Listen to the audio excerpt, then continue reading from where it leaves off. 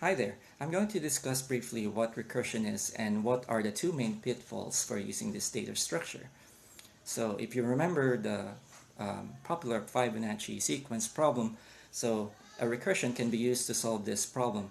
So say for example we have fib as our function, so int fib takes an int of n or int n as our parameter, and then we actually needed a base case to make this work, or to terminate the case. So if n is less than or equal to 1, then return n. Otherwise, we return fib multiplied by n minus 1 plus fib multiplied by n minus 2.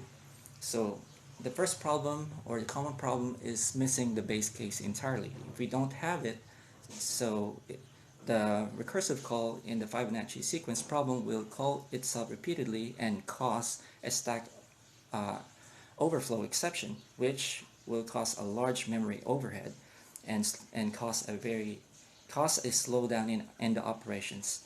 So to avoid this, we need to make sure that we have the base case in the recursion, and we have it written correctly.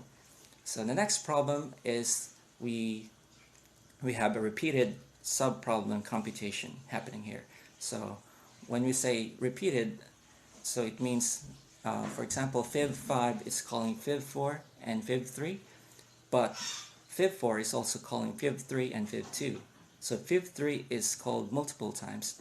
This will cause a slowdown in operation. So to avoid this, we need to use the technique called memoization by using a dictionary to cache in the results of the computation for fib3, so it doesn't get computed over and over again.